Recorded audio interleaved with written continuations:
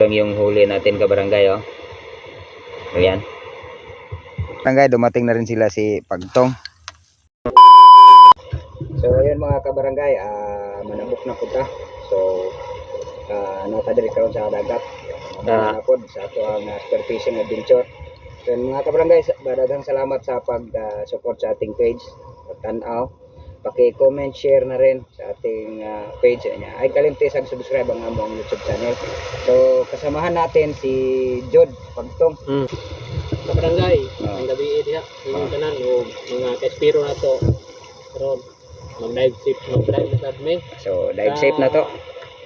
Kuan kanang lain nga area. Okay. Daghan naman to dito sa una ko magpalahi mi. So dive safe na to mga kabarangay. Sige, bye-bye. Okay. Mag-ilis ko po. Ilis po siya. So, aning lugar nagsugod na tag-dive sa atong area of responsibility. So, muna diya, nagtatagdanggit sa atong gitirahan. Siyempre, igo. Kay, di ko na maglihok ng danggit. So, second dive na to. Nakita na punta og alumahan o kanuping. Tara, igo na sad. So, libre na panood-an ani. So napita, nakita na sa tagdanggit nga dako-dako nasa mga 200 grams. So di pa na to. Perting igo Wa gud naglihok, basta di maglihok hingigo kay tana. Ring lugar mga kabarangay, kakita na sad ko og aluman. So di pa na igo. Nahunong man naglihok, igo gyapon. So ano yung lugar mga kabarangay, kita na bukog danggit re. Hapa sandig-sandig sa samo. So gipikan, kirig. Libre na siyang panood-an ani. Sunod akong dive, kita na pagdanggit. Dana lang yapon sa samo. Pagpana, siyempre igo kay di ko na maglihok ng danggit basta gabi So di-dive na punta ani mga kabarangay. Kita man tagbungalbog o marble parrot fish. Siyempre igo gina. Di man na maglihok. Karay. Terus lami nga inununan ani mga kabarangay yun. So aning lugar kabarangay, kita tag-isda ni nagluklok sa bato. Wala na to pa na ato ang gikuot. So tiara ang maming gikuot ra na to ang maming kuha na to gyud sa pagkuot.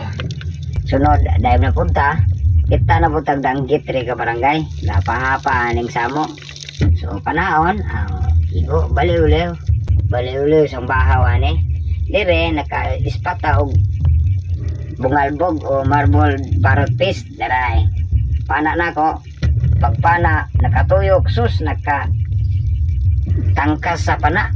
So akong gibantayan adire niluklok ring naikilid sa bato.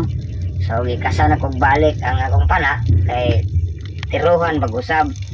Kung dire ako ang giimingan klaro para maigo na to ang isda kay atong ihigsyat gini kay nara basic panghilabot na to na butalo ko nagaita. So dire dapita igo na mao na igo na ginang isda diha ka barangay. Sunod nakakita na pud tag bungalbog, di lang maklaro kay gahapaan ning samo.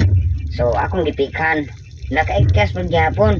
So kay duldol man itago kasag balik sa akong pana kay auto-reload man akong pana nga gidala-dala. Pag auto-reload panaog usab, kirig bungalbog na sad na mga kabarangay or marble parrot fish. So mo na kabarangay ko duha na tulo na kabungalbog atong nakuha gyud. So diring dapita kabarangay sa along tag-usab kakita ta og ubod ito o igat sa uban. So pagtiyo na to, kami lamoy palayo bato siguro dili maigo. Pikan igo kirig-kirig sus sipiat kayo kay nakatangkas na pod. So akong gigukod diarday sa bato nagluklok.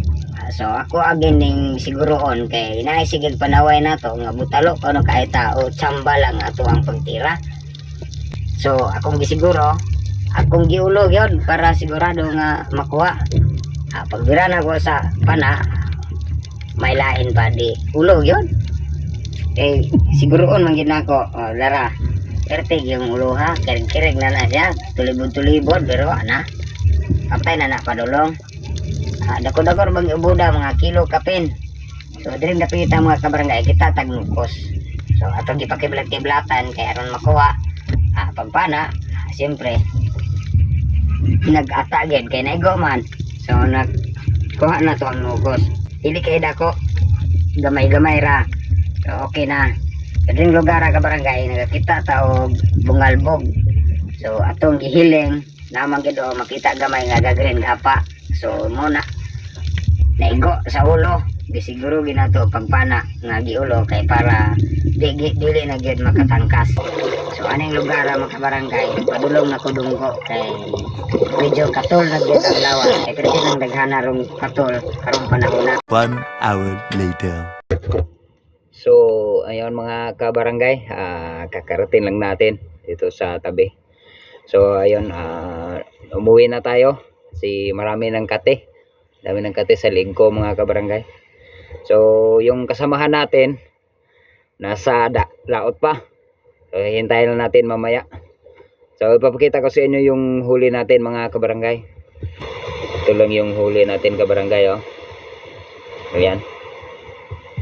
May apat tayo na bungalbog, isang maming sa ubod, igat dagat tayo.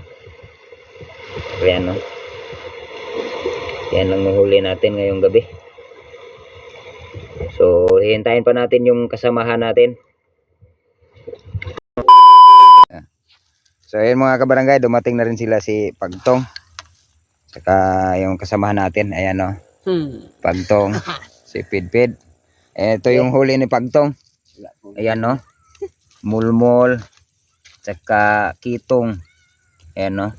Napatong yung sudlanan gamay. Gagmay. Napagid, oh. Sus. Libre ng sabaw. Libre ng sinabaw, oh. So, ayun mga kabarangay, maraming salamat sa suporta ng ating Facebook page at saka sa YouTube channel. Huwag nyo rin kalimutang mag-like, follow, share sa ating mga video. Ayun mga kabarangay. So hanggang dito na lang kasi uuwi pa kami. So ano pang hinahintay nyo? Here we go. Let's go.